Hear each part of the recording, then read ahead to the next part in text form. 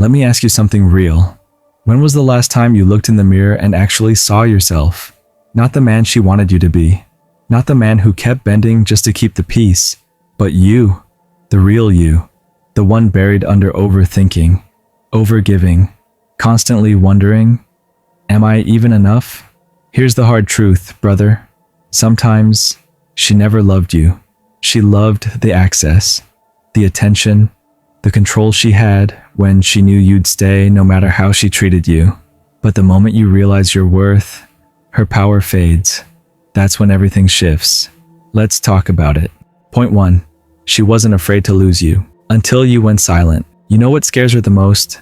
Not your anger, not your begging, not even your silence.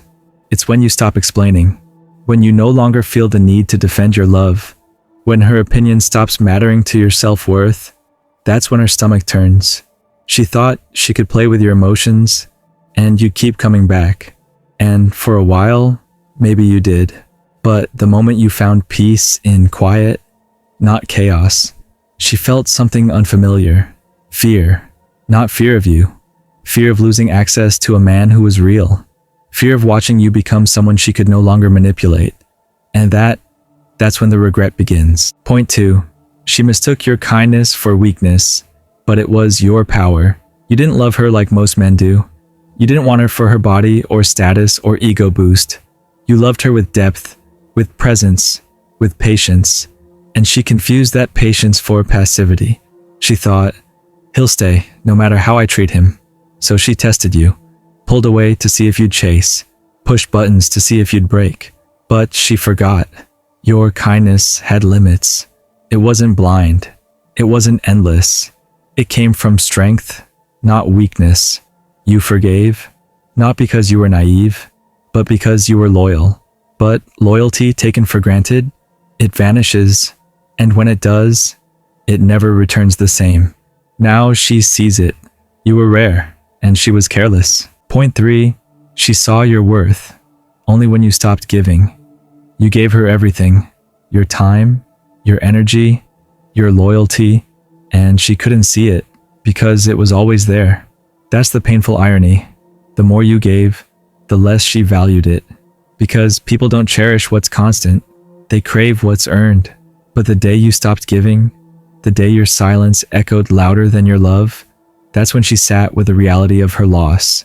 No text, no emoji, no memory could bridge that distance. She wanted the old you back, the man who gave her his heart for free. But that man, he no longer exists. Point 4.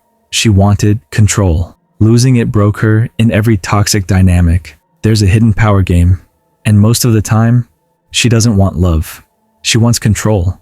Control over your attention, control over your reactions, control over your peace.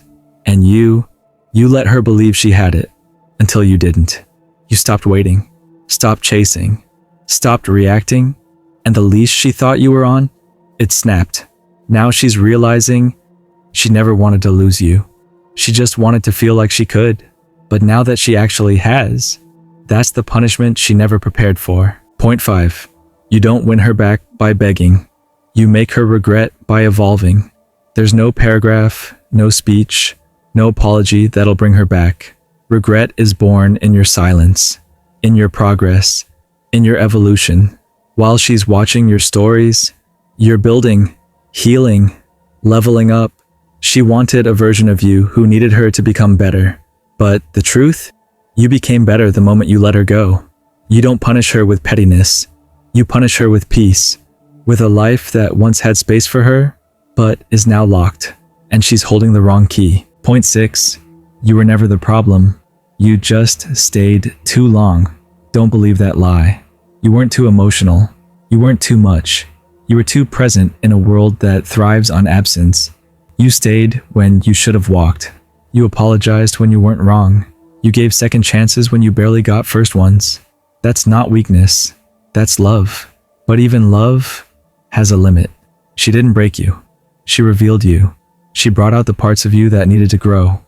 And now that you have, you won't go back. Not out of hate, but out of self-respect. Point 7. She didn't want you. She wanted what you did for her. This is the brutal truth. She didn't love you.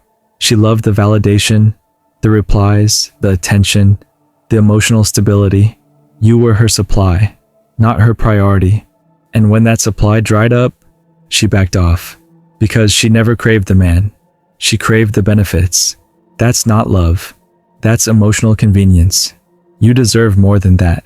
A woman who truly loves you, stays, supports, shows up, even when you stop giving. So ask yourself, was she into you? Or just what you provided? Point 8. You weren't hard to love. She wasn't ready to receive it. Let's end this lie. Right here.